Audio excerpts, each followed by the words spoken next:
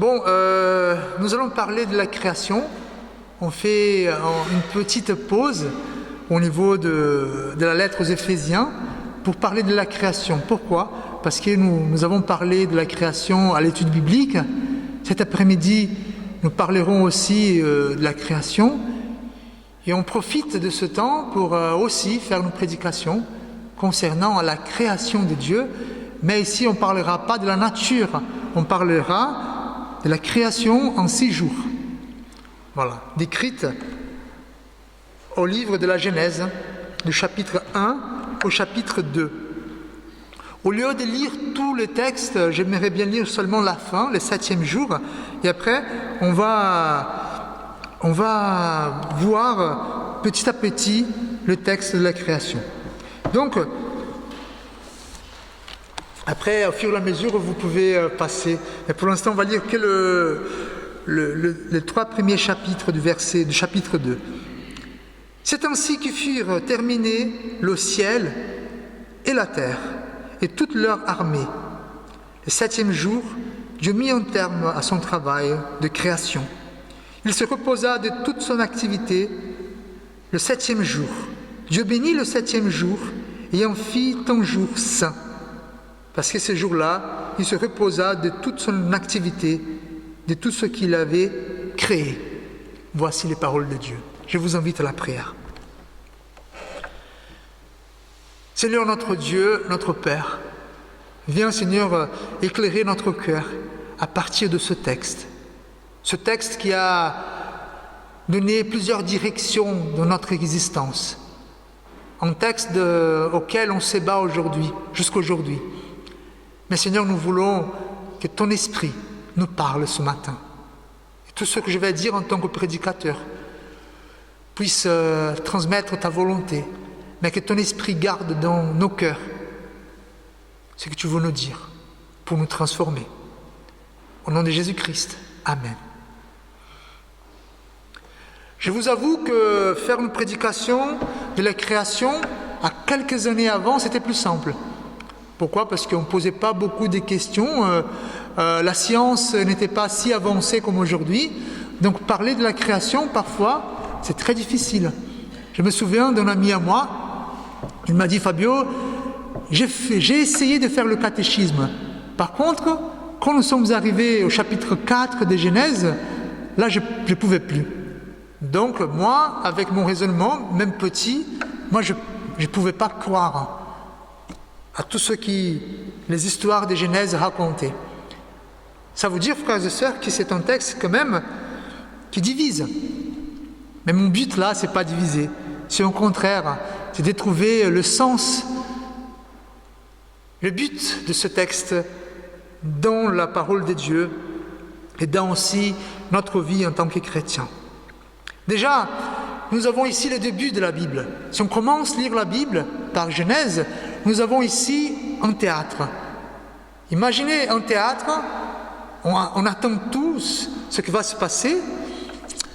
Et donc là, il y a les rideaux qui s'ouvrent, pas encore de lumière, il y a la voix du narrateur qui commence à parler. Que la lumière soit. Ça commence à s'allumer. Il y a tout un spectacle qui se passe devant nous. Et c'est la création de Dieu. C'est le grand théâtre de Dieu dans lequel nous faisons partie.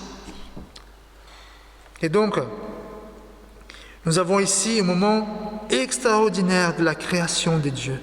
C'est le moment où Dieu, il va venir établir sa domination sur toutes les choses, sur toute la création.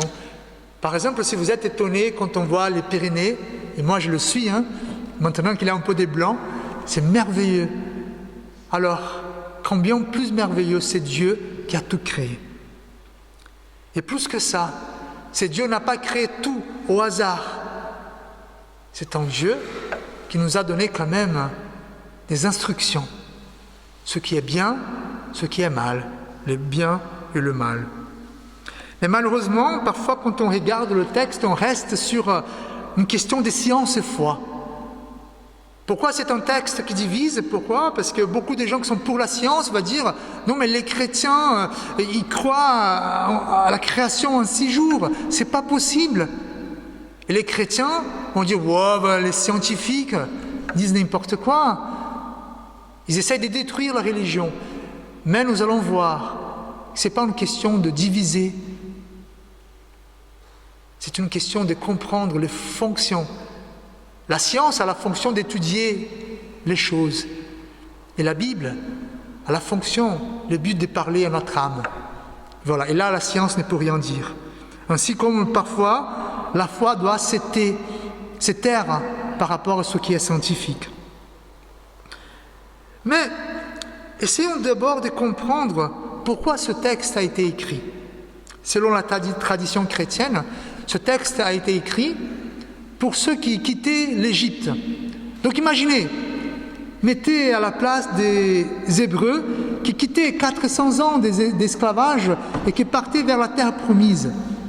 Vous savez, en Égypte, à cette époque-là, ils étaient polythéistes.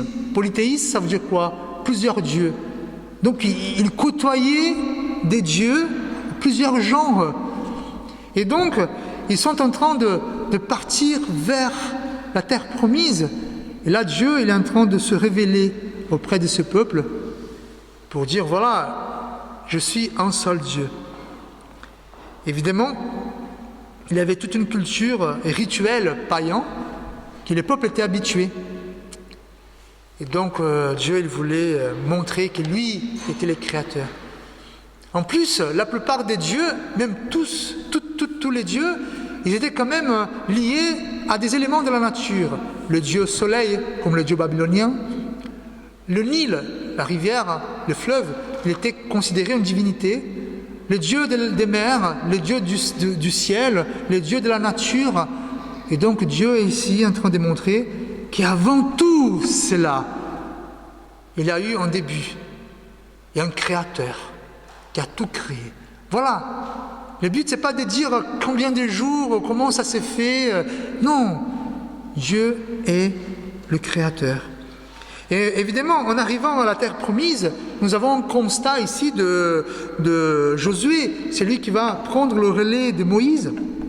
Il va dire à ses compatriotes, « Faites disparaître les dieux qu'ont servi vos pères de l'autre côté du fleuve, en Égypte. » Donc ça veut dire que les peuples qui quittaient l'Égypte étaient encore un peuple qui adorait plusieurs dieux. Voilà. En arrivant, qu'est-ce que Josué dit? Allez, arrêtez tout ça. Nous avons un seul Dieu, créateur, tout-puissant.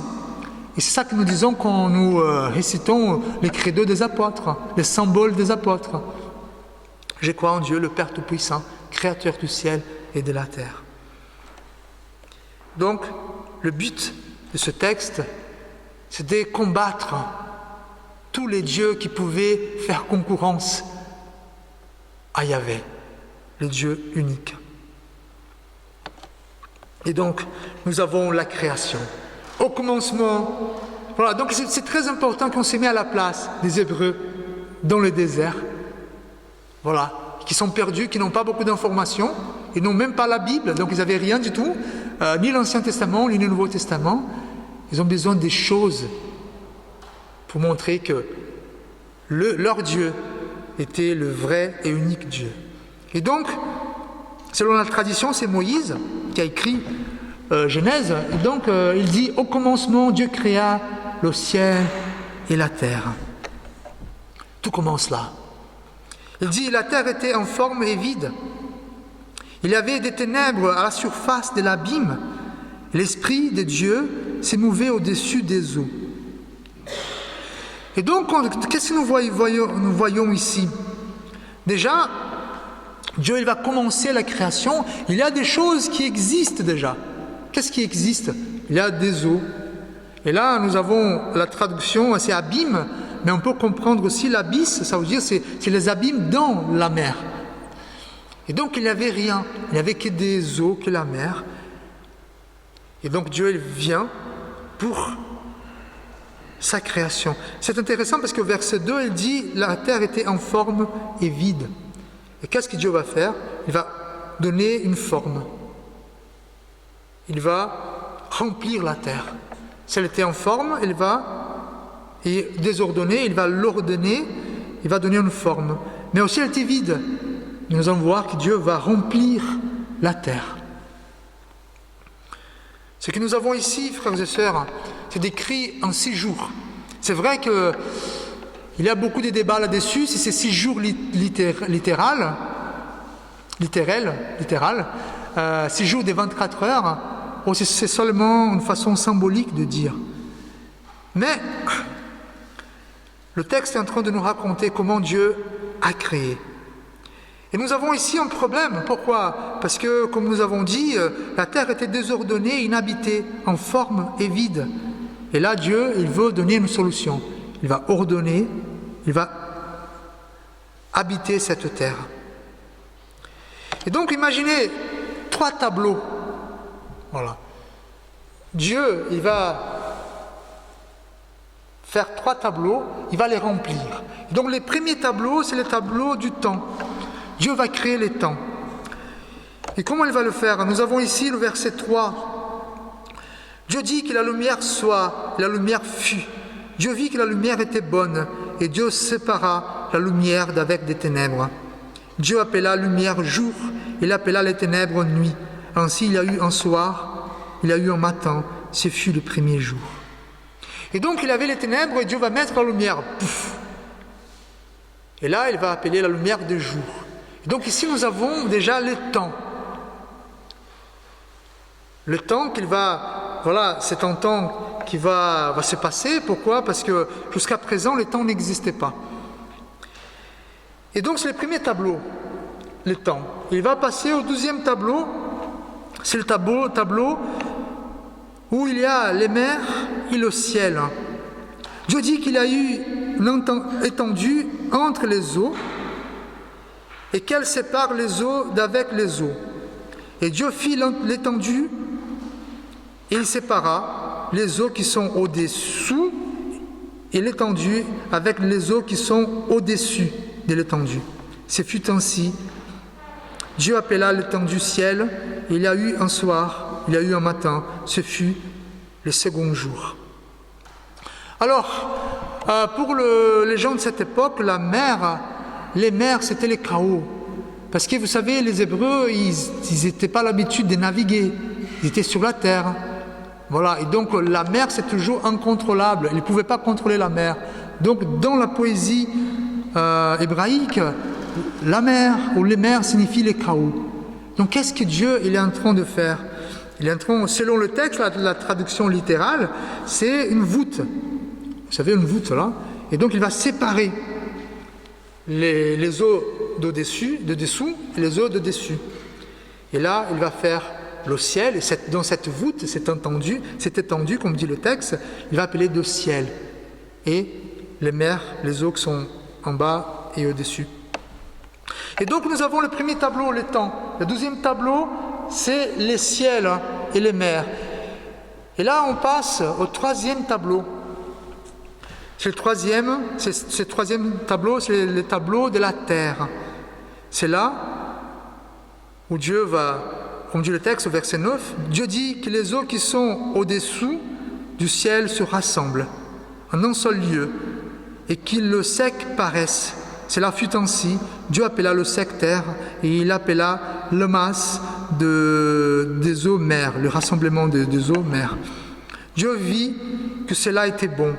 Puis Dieu dit que la terre produise de la verdure, de l'herbe portant de la sémence, des arbres fruitières donnant du fruit selon leur espèce, ayant en eau leur sémence sur la terre. Et cela fut ainsi. La terre produise de la verdure, de l'herbe portant de la sémence selon son espèce, et des arbres donnant du fruit, en ayant en eux leur sémence selon leur espèce. Dieu vit que cela était bon. Ce fut le 3e jour. Et donc nous avons le temps, le ciel, la mer, et maintenant la terre. Qu'est-ce que Dieu va faire maintenant? Il vient de tout ordonner, parce que la terre était en forme. Et maintenant, c'est clair. En temps, en ciel, les mers et la terre sec. Et maintenant, Dieu va remplir chaque tableau. Il vient remplir. D'abord, au 4e jour, le royaume du temps, qu'est-ce qu'il va faire? il va mettre des luminaires. Il va séparer les jours d'avec la nuit. Que ce soit des signes pour marquer les époques, les jours, les années, et qu'ils servent de luminaires dans l'étendue du ciel pour éclairer la terre. Et cela fut ainsi. Dieu fit des deux grands lumières, les plus grands luminaires, pour présider au jour, et les plus petits luminaires pour présider la nuit. Et donc, Dieu est en train de remplir les temps avec les étoiles, avec le soleil, avec la lune. Et vous voyez, ça c'est pas... On sait que ce n'est pas le soleil et la lune qui président le jour et la nuit. Donc c'est une image, c'est une poésie, cela. Mais pour dire que la terre était vide et maintenant, elle est remplie. Elle a la vie. Vous savez, à cette époque, les astres étaient considérés des êtres vivants. Pourquoi? Parce que cela bougeait. Et donc Dieu est en train de mettre la vie dans le temps. Et dans le tableau du ciel et des mers, Dieu aussi va remplir de vie. Qu'est-ce qu'il va faire au verset 20? Que les eaux produisent en abondance des animaux vivants et que des oiseaux volent sur la terre vers l'étendue du ciel. Dieu créa les grands poissons et tous les animaux vivants qui se meuvent et que les eaux produisent en abondance selon leur espèce. Il créa aussi tout oiseau ailé selon son espèce. Dieu vit que cela était bon. Voilà. C'est intéressant parce que au verset 20, on a là qui les eaux produisent en abondance des animaux vivants. Et au verset 21, Dieu créa les grands poissons et tous les animaux vivants. Donc ici, on ne peut pas dire que ceux qui croient à l'évolution, ils ont tort, parce qu'ici on dit que les eaux produisent en abondance. Mais au même texte dit que Dieu créa. Et donc vous voyez, ce n'est pas une question d'évolution aux créations, ce n'est pas du tout. Dieu est en train de montrer qu'il est derrière tout ça. Il est le grand créateur. Et finalement, il passe au troisième tableau pour remplir ce tableau maintenant, le tableau de la terre. Où il va dire au verset 24 encore, Dieu dit que la terre produise des animaux vivants selon leur espèce, du bétail, des reptiles et des animaux terrestres selon leur espèce. Et cela fut ainsi. Et au verset 25, Dieu fit les animaux de la terre selon leur espèce, le bétail selon son espèce et tous les reptiles de la terre. Voilà. Et dans ce même jour, au 6e jour, Dieu va former l'homme et la femme. Par contre, différent de toutes les créations, il va dire « Faisons l'homme à notre image, selon notre ressemblance, et qu'il domine sur les poissons de la mer, sur les oiseaux du ciel, sur les bétails, sur toute la terre. » Frères et sœurs, alors, ici, le texte ne parle pas du corps de l'homme et de la femme, il parle ici de l'âme. Donc, ce que le texte est en train de dire, que Dieu a donné une âme aux hommes, aux femmes, à l'humanité. Ce qui est intéressant, c'est parce qu'en faisant cela, Dieu fait de l'homme et de la femme ses représentants, ses partenaires, pour dominer toute sa création. Il va demander à l'humanité, hommes et femmes, soyez féconds, multipliez, remplissez la terre et la sujettissez et dominez sur les poissons de la mer et ainsi de suite. Et donc Dieu entend de créer les mondes, il a créé les mondes, il a mis à l'humanité, hommes, femmes, son image, sa ressemblance, afin que ces deux-là, ils puissent présider sa création. Et qu'est-ce qui se passe au 7e jour? Vous connaissez l'histoire. En fait, déjà, le texte nous amène vers le début du chapitre 1. Ainsi furent achevés les cieux et la terre, et toute leur armée.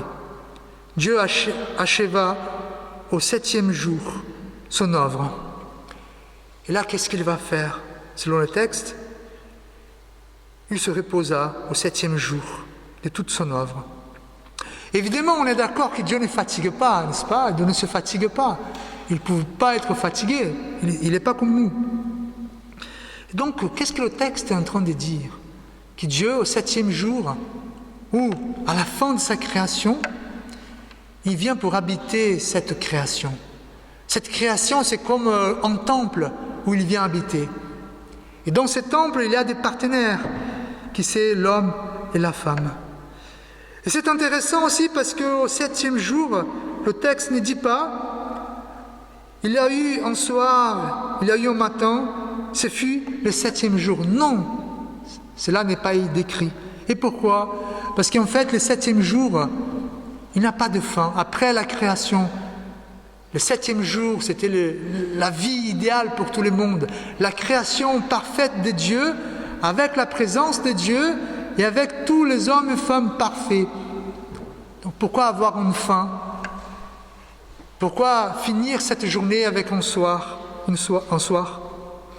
Mais non. Dieu a fait toutes ces choses afin que nous vivions à côté de lui. Mais malheureusement, comme le texte suivant va nous dire au chapitre 2, il y a le péché qui va entrer dans le monde pour expliquer la méchanceté, le mal. Et donc évidemment, c'est très difficile pour nous vivre pleinement le 7e jour. Par contre, Dieu ne nous a pas abandonnés. Il a envoyé une seule personne qui pouvait vivre, qui a pu vivre parfaitement le 7e jour, c'est Jésus-Christ. Donc Jésus-Christ nous apprend par sa vie, par sa mort, que nous pouvons vivre les bénédictions de Dieu malgré tout. Et Jésus est venu aussi pour nous réconcilier avec Dieu. Si nous sommes loin de Dieu à cause de nos fautes, de nos failles, Jésus il est allé jusqu'à la croix pour nous rapprocher de Dieu. Frères et sœurs, évidemment, dans nos jours, aujourd'hui, c'est très difficile de dire que nous sommes dans une création parfaite, que nous habitons et cohabitons avec des gens qui sont parfaits. C'est vrai. Mais Dieu nous invite par la vie de Jésus-Christ à vivre comme des enfants de Dieu, comme ceux et celles qui ont eu l'image et la ressemblance de Dieu. Et évidemment, un jour, à la fin, Jésus reviendra pour que nous vivions finalement et éternellement ce 7e jour. Je vous invite à la prière. Seigneur notre Dieu, notre Père, nous voulons, Seigneur, prendre ce texte de la création. Nous ne voulons pas faire la science par ce texte. Nous voulons juste recevoir ton message. Et ton message, c'est que tu es le Créateur. Tu es le chef de la vie, Seigneur. En toi, tout a un sens. Même nous, Seigneur. Et nous sommes là pour être tes représentants. Seigneur, aide-nous à vivre comme image et ressemblance de toi, Seigneur. Que nous saisissions la vie de Jésus-Christ comme exemple. Au nom de Jésus-Christ, nous t'en prions. Amen. Frères et sœurs, viviez comme des enfants de Dieu, image et ressemblance de notre Dieu. Que l'amour de Dieu Tout-Puissant et Créateur, que la grâce de Jésus-Christ notre Seigneur et la consolation du Saint-Esprit soient avec vous tous, aujourd'hui et à jamais. Amen.